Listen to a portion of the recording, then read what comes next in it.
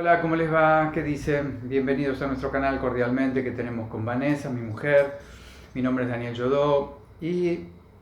me dedico ya hace muchos años a dar clases de Qigong, Tai Chi, practicante de budismo Zen y también transmito esa práctica. Soy indagador y consultor desde hace muchos años del libro del I Ching o libro de las mutaciones y también soy masoterapeuta. Involucrarme con todas estas disciplinas a lo largo de casi 28 años me ha permitido también estudiar, conocer y poner en práctica otros métodos, indagar en otros ámbitos para que esta salud del cuerpo, del corazón y las tripas, como yo suelo llamarlo, estén en el mejor equilibrio posible. Y esto remite a mi responsabilidad de qué coloco en mi cuerpo cuando como, cuando respiro, cuando miro, cuando escucho, de manera que me ha facilitado toda esa información y su puesta en práctica, experiencias mediante, bueno, ser hoy un cultor de una alimentación saludable a través, en lo posible, de alimentos vivos, como se suele llamar, a las frutas, a las verduras cuando no están cocinadas, también a los cereales, a las legumbres, a los granos, a los germinados, a los fermentados, etc. A propósito de todo esto, hoy quiero compartirles en este breve video algo que la neurociencia está descubriendo, no con poca sorpresa,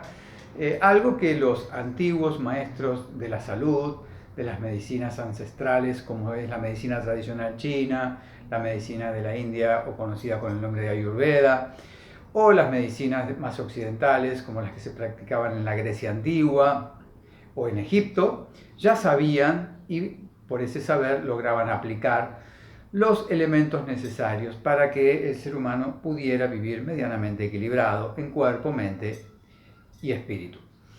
Aplicando masajes, aplicando la práctica tan trascendente como es la meditación, las hierbas medicinales, los alimentos naturales, las prácticas de movimientos físicos, etc. Y obviamente prestando mucha atención a los procesos mentales, psicológicos, emocionales, a la relación del ser humano consigo mismo, con los demás y con su entorno. Todo este cosmos que nos contiene y que nos da la posibilidad de expresarnos como forma de vida, hoy la neurociencia empieza a descubrir, como decía recién, cosas que ya desde antiguos se conocían con mucho detalle, como es el hecho de qué influencia tienen sobre las funciones cerebrales la manera en la que trabajan los intestinos, el estómago, el hígado, el corazón, los pulmones, etc. El dato curioso que quiero compartir con ustedes es el siguiente: la relación del estómago con el cerebro, porque últimamente se viene poniendo en el tapete a este órgano tan esencial del sistema inmune, como son los intestinos, se los está llamando el segundo cerebro. Yo me permito, y no soy el único, empezar a llamarlo el primer cerebro. Si tomamos en cuenta, y sin desmerecer el cerebro que está en nuestro cráneo, que hay más diálogo entre los intestinos y el corazón con el cerebro que del cerebro al corazón y a los intestinos. Por ejemplo, intestinos y corazón que tienen cada uno de ellos sus propias neuronas.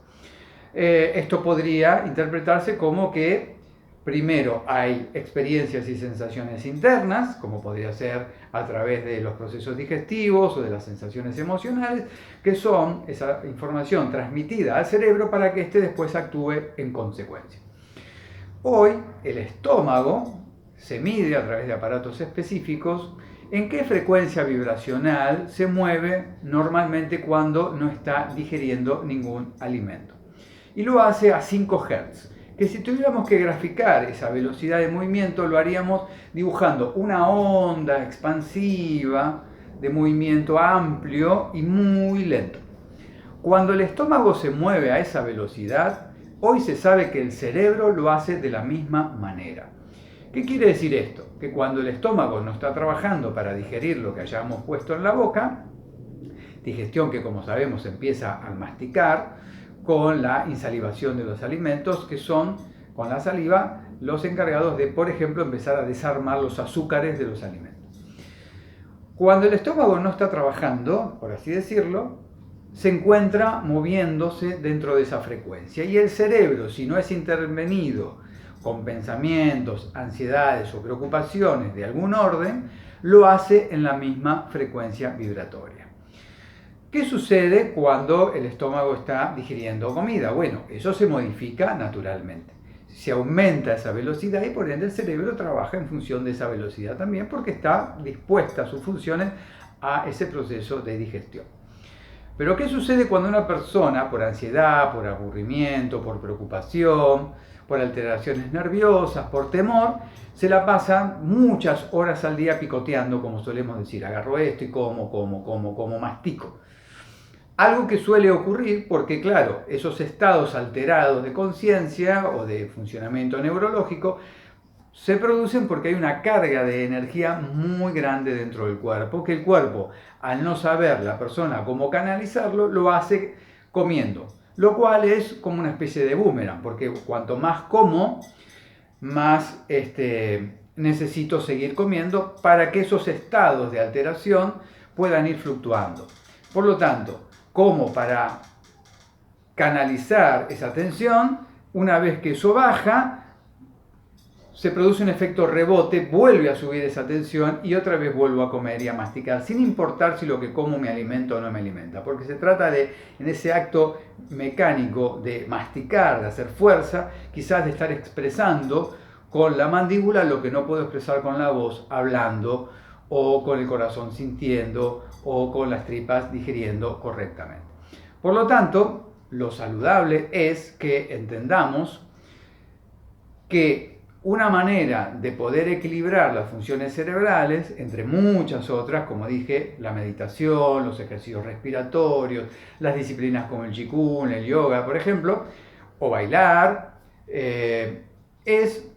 observando no solamente qué como, sino de qué manera lo hago. Y un elemento que se ha comprobado científicamente que ayuda a la longevidad y a un estado de salud más o menos equilibrado es no llenar los platos de las comidas principales en más cantidad de lo que podemos ingerir o necesitar comer realmente, me refiero al desayuno, el almuerzo, la merienda y la cena, y bajar la cantidad de veces que se come a lo largo del día. ¿Para qué? Para que precisamente el estómago tenga sus tiempos de calma, de tranquilidad, para que las células nuevas puedan digerir a las células viejas, extraer los nutrientes y la energía que aún estas células viejas a punto de morir o ya muertas todavía conservan, para que el cuerpo haga uso saludable de ellas. Entonces vamos a aprender a tener tiempos de pausa. ¿Cómo vamos a aprender a tener tiempos de movimiento, tiempos de hablar o tiempos de callar, por ejemplo, ¿sí? De movernos o de aquietarnos, de reflexionar o de preocuparnos, lo cual afecta a favor o en contra los procesos digestivos del vaso y del estómago, por ejemplo, la tristeza o la depresión, que afecta a las funciones del aparato respiratorio, el miedo como actitud preventiva o el pánico, cuando psicológica y emocionalmente tenemos miedo a un montón de cosas que no pasan nada más que en nuestra mente, y eso afecta a los riñones, a la ira o al movimiento, que es donde está involucrado las funciones del hígado, o a la alegría y a la euforia, que es la manera en la que la medicina china interpreta el nutriente principal del corazón. Esta es una visión, las hay muchas otras, pero todas apuntan, como verán, a lo mismo, o sea, entender y comprender el funcionamiento de los órganos internos, porque estos tienen una preponderancia muy marcada sobre el sistema nervioso, tanto central como autónomo. Con esto termino. El sistema autónomo tiene un sistema simpático, que es el que nos pone en alerta, en movimiento, en activación, y un sistema parasimpático que produce lo contrario. Hay personas que tienen más alterado un sistema que otro, entonces vamos a notarlo porque son personas muy estresadas, muy inquietas, que están todo el tiempo proyectando, todo el tiempo en la mente, o sea, sistema simpático hiperactivo, y las personas que son más apáticas, que tienen más dificultad para arrancar, que les cuesta llevar adelante sus proyectos, que tienen una tendencia más sedentaria, van a ver su sistema parasimpático más afectado. Hay alimentos que lo pueden equilibrar, hay ejercicios respiratorios que pueden equilibrar, como también las disciplinas que antes nombré, y la forma, reitero, en la que podemos darle al cuerpo alimento y permitir el tiempo de digestión y el tiempo de ayunos, por ejemplo, ¿sí? Ayunos intermitentes, que son los que yo practico, de manera que prefiero hablar de lo que sé hacer y de lo que dejar un poquito de lado, sin desmerecer los ayunos más prolongados, que son muy importantes, pero no quiero hablar de lo que yo no sé. Los ayunos intermitentes hechos 1, 2 o 3 veces a la semana son muy importantes, porque es precisamente dar un descanso más prolongado al aparato digestivo para que, en lugar de estar todo el tiempo masticando, comiendo y digiriendo, lo que no significa que siempre asimilemos lo que estemos comiendo y evacuando, sino un tiempo para precisamente sacar el exceso de basura, de tóxicos que el cuerpo acumula de muchas maneras, no solo a través del alimento, para que en esas 16 horas, que es lo que debe durar un ayuno intermitente, haya el tiempo suficiente para esa limpieza que es absolutamente indispensable tanto para los procesos mentales. Por eso es importante durante las horas de ayuno no trabajar o hacer la menos actividad posible, porque no ayunamos solo de lo que hemos comido y ahora tenemos que limpiar, sino también vamos a ayunar precisamente de esos estados mentales alterados o más depresivos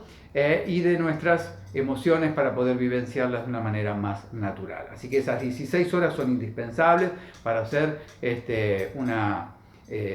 digestión verdaderamente completa. No solo comer, asimilar y evacuar, sino terminar de soltar lo que sobra. Bien, esto era lo que hoy quería compartir con todos ustedes, espero que les haya sido de su agrado. Si les interesa esta temática, sigan este canal cordialmente y suscribiéndose a él, o indaguen, investiguen, practiquen, siempre con el asesoramiento que pueda ser necesario en cada caso. Muchas gracias, nos vemos hasta la próxima.